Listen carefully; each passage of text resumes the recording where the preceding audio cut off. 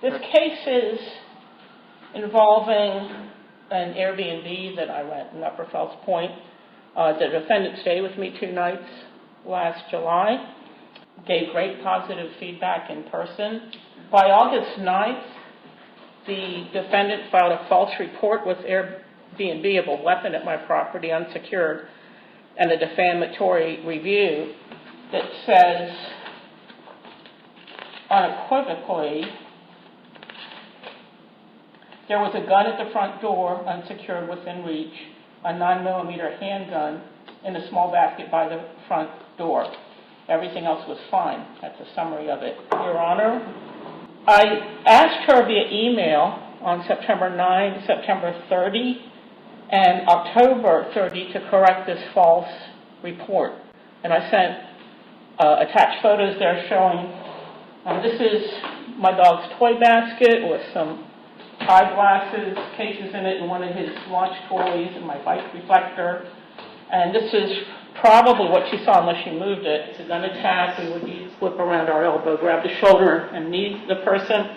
I got thrown out by AirBNB despite me saying, look, this is a fake rubber training pistol. And I got no response. It was very important to get her to retract this, to get any headway with AirBNB. And I got no response to any of my emails. The only response I got to filing the suit was a notice that Mr. Arthur was going to defend it, which kind of shocked me. I thought, this is way past the point of compromise. I sent you a picture of me bending this. And when I sent a motion, the first time I heard between September 9, my email, the first time I heard any effort to try to retract and correct this was January 28th, after Mr. Arthur received my motion saying, I'm asking the court for permission to bring this in. So you can see it's rubber. Anything else? I attached some statements of my typical fourth quarter income. This knocked me out in prime months of the end of August, September, October. I got delisted. My scheduled guests got canceled. I was getting texts flying in saying, it took me a long time to find you. Why did you cancel me? AirBNB said I had canceled them. And I've been a super host in 2014, 15, 16, 17, 18, which is probably how Stephanie found me. That's the highest kind of award they give you for excellent ratings and taking good care of people. I was known as a millennial whisperer because I took real good care of young people. One guest said, I looked at all the reviews in Washington and Baltimore for someone to stay with because I want to relocate to one of the 2 cities. You have the best. All that got chopped out from under me, and to this date, I don't have any relief or correction of the record. Are there any other evidence or testimony at this time? I have a rough idea from chatting to Mr. Arthur of what he might say about qualified privilege, and I'd like to be able to respond to that after we hear from him. All right, very well. Thank you. Do you have any questions for Ms. Bellevue? Ms. Bellevue, my client reported to AirBNB that she saw a weapon in your house. Is that right? That's what she said in her review, which is still sitting out there. To AirBNB, right? Yes. Okay. That's the only question I have right now. And then if I could make an argument. Well, in light of that question, any... Oh, can I say a little bit further? I sensed she's a great lady. She came and I usually don't allow guests, but she said her son was on an internship at one of the financial houses, and I said, I'll let him come visit. That's great. I'd love to meet him. I usually don't let extra people come in due to privacy. And I felt something, just a change in the air with her between her arrival and her departure. I couldn't put my finger on what it might be. And so I was asking her, I said, look, I just put this room in service. This is my former bedroom. I've moved to another room in my house. Tell me if everything's okay. I just sensed she didn't want something. You can always tell. She's my 650th guest, approximately. And she said, oh, no, everything's fine. That sounds great. So I gave her an opportunity because I sensed something. She didn't express anything to me, which we would have had this corrected in 3 seconds, and she didn't leave early.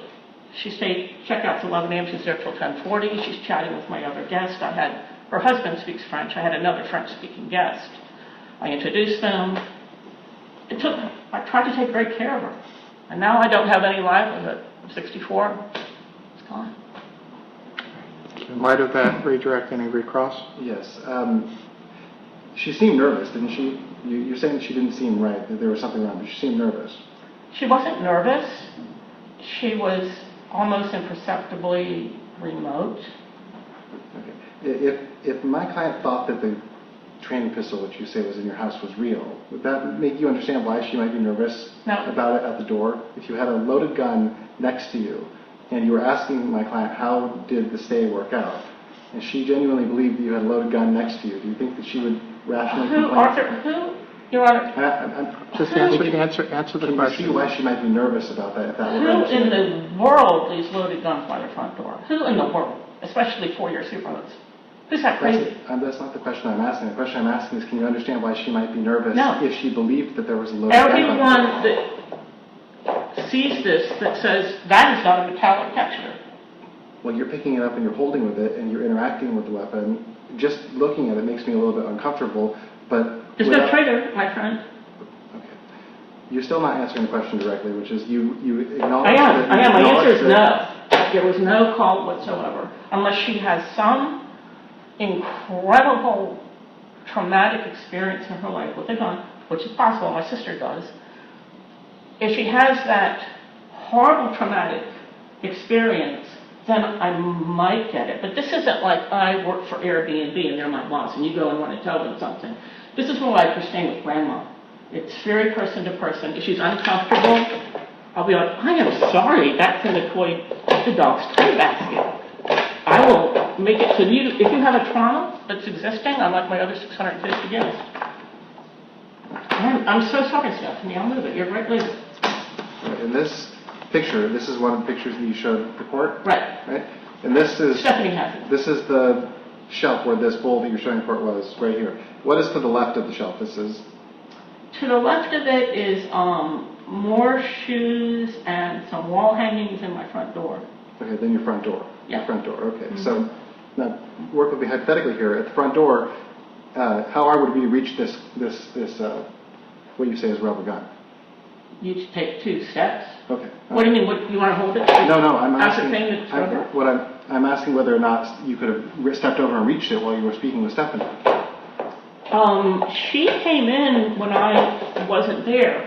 At the time that you indicated that something was wrong, was the gun within the let's first off, counsel, it's not a gun. So you keep calling it the gun. There was no gun. Well, she referred to it, I took notes, Your Honor, and she referred to it as a gun. She said it's a gun in the dog's toy basket. A training pistol, didn't I say that? Okay. I submit that this is a training pistol, but we'll a training pistol. It's not a gun. I mean, do you agree with it? I agree that it's not. All right, so let's not refer to it as a gun, because it's not a gun. It's not. It's a training pistol, which is a rubber training pistol. Okay. It's a non-active, cannot fire, cannot be used as a weapon. Would you agree with that? I agree that the device that is here is not a gun. Okay, all right, let's continue. Okay. In any event, was that device reachable by you when you were speaking to Stephanie? Could you have... No, we had a lot of nice chats. I have a long row home, and we would have chats in the hallway up to her room that also leads to the living room, to the dining room, farther back. And we had nice chats, and she and her husband were physically between me and the gun during our chats. Okay, all right. I have no further questions, Your Honor. Just reserve closing arguments. Defense said that my client was entitled to tell AirBNB that she believed that she saw a gun under conditional privilege. You're arguing. This is not. You can't testify for your client. She's not here. I understand. So, the legal argument is there any witnesses or presentation of any evidence you're presenting on behalf of the defense, or is the defense? No evidence. Just. All right. Thank you, ma'am. You have the opportunity to argue first before he does as to how you feel this court should rule. Yes, thank you very much, Your Honor. What I've asked for relief court, so I can make a transition into however I'm going to support myself going forward. At this point, I don't trust AirBNB guests, and I don't trust the company. I have asked because it's important for relief, not only for $5,000, which is very much under my damages for removing my only income stream at 64. I've also asked the defendant to get in, as I have been since September, to get in touch with AirBNB and correct the record. I haven't asked for reinstatement. The company treated me like, they just were a dime a dozen. This is a Humpty Dumpty situation. They wrote me, but I'm not going back to them. Okay, but I want that record correct because for 6 months now there's been a false report online. All right, thank you. Yeah, counsel, you may argue. Thank you, Your Honor. Defamation is not a strict liability tort. It was prior to 1972, but now it requires a showing of negligence at the minimum. And if there's a showing of negligence, the defense can also rely on privileges. Now, I submit to the court that this communication to AirBNB was protected by at least 3 different privileges that are recognized. The common interest privilege, AirBNB and their guests and their hosts have a common interest in the safety of AirBNB rentals, and so should be allowed to communicate with each other about belief that there is a weapon which is against Airbnb's rules. That this was simply a rubber training pistol, and it was never reported to Ms. Bellevue, and that once she was told this is what it is, she never retracted it. I mean, so what basis does your client have to just leave false information out there that caused this woman the economic devastation that it's caused her? I mean, that's my feeling, and she's not even here today, which tells me, speaks volumes. Well, Your Honor, that she has absolutely no concern about the validity of this case or the harm and the damage that she's caused this woman. That's total disrespect to this court. I'm sorry, Your Honor. I had asked for continuance originally. She was served 58 days before. It's a small claims. She lives in Massachusetts. Doesn't matter. It's an 8-hour drive to get down here. So. It's an hour and a half flight, too. An hour. And she was able to come here, cause the damage that she's done to this woman, and decides, well, I'm not even going to bother to show up to court. And she has yet to retract the information after presented, and even counsel, you've been presented, with showing this is a toy, this is a training pistol that's not a gun, and she could have simply solved this problem by just retracting what she put out there. So let me hear further about the other privilege. You've talked about 2 privileges. I want to hear about the third, because I don't see how the first 2 apply. In Section 595 of the restatement, there's a protection of interest of recipients of a third person. An occasion makes publication conditionally privileged if that circumstance induce a correct or reasonable belief that the information affects a sufficiently important interest to the recipient of the third person.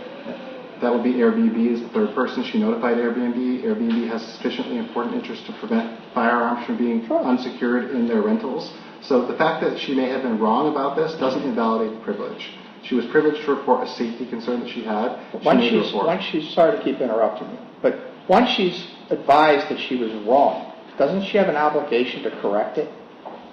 Yes or no? I don't think so, no. Based on what? Because the alleged tort occurred when the publication was made. But then she could have mitigated by saying, oops, I was wrong. That's all she had to do. That's all she had to do. But instead, she ignores the court. She snubs the court by not being here. She's not. She has snubbed this court by not being here, counsel. I don't care what you want to tell me, how far away she lives. There's no legal basis as to why she didn't appear. So she just doesn't care. What devastation she's caused this woman. I find it absolutely atrocious, quite frankly. And I think you understand where I'm coming from. I don't find any of these privileges applicable here. She committed libel against this woman by publishing false information. Even if she had a good faith basis to notify AirBNB, which is what you're telling me she relied on, once she was provided the information that it was wrong and incorrect, she had a duty and obligation to correct it. Instead, she said, we're not talking about a bad food review. I had a bad hamburger that was served by a restaurant. this is about a woman who has substantially lost business as a result of your client's negligence. Well, You may continue. If the court is not inclined to believe that, I also believe that there was no testimony from Ms. Bellevue as to the standard of care here, not an iota. No evidence presented to the court that my client was negligent in her testimony or her communication to AirBNB that there was a weapon here. Absent that, she's not meeting the elements of the tort for defamation. All right, very well. Any final word, ma'am? I would have to say this is a negligent report. She didn't say, I think I saw the outline of the top quarter-inch of something pistol-shaped. She said, I had a 9mm gun. I don't even know what a 9mm looks like. And counsel also said that this is against AirBNB rules, and it's not. If you declare it in your listing, it's okay.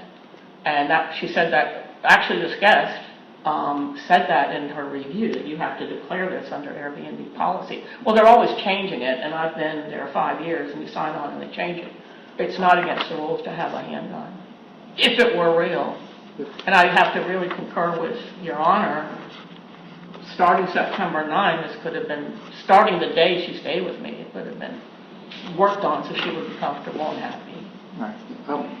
I would like to stress, Your Honor, You that can't, I'm sorry. All right, go ahead. I mean, she added information, but I'd just like to stress that this is perceived to be a weapon according to the report. The standard of care here, what if she's supposed to do? Pick it up and make sure that it wasn't real? What if it had been a gun? She could have asked the homeowner and said, I'm concerned. There's a weapon in the front. Is this something? And quite frankly, let's say that she was concerned on the very first day. She didn't move out. She stayed in the property until the very last moment. So she never raised the concern early on with AirBNB or with the homeowner. Okay, so she was that concerned that this is, to be very specific, this is a 9mm weapon. I don't know where she got that from. We're not just talking, there's a gun in the basket. That's different than this is a 9mm gun. So something tells me that she didn't inspect it, she didn't look at it, she just created certain assumptions that were wrong. And then when Ms. Bellevue attempted to try to tell her, no, this is not what you think it is, I'm sorry you felt that way, she just did nothing to retract it or even to say to AirBNB, I may have been wrong in my review and reporting this to AirBNB. But instead she did nothing. She didn't show up to court. She didn't respond to the information as being accurate. Complete negligence on behalf of your client. Complete. I find not only has Ms. Bellevue met every element of which she's requested, but her damages far exceed $5,000. She prayed for $5,000. That's the most she's going to get. She's also asked for interest, which she's entitled under the legal rate of 6%. I'm giving the judgment in favor of the plaintiff by default because Ms. Acker has not appeared, despite counsel's appearance. Prejudgment interest of $114, court cost of $34. Judgment is entered. Unfortunately, I can't order her to retract the statement, but you may have ongoing damages. Thank you. Thank you, Your Honor. All right.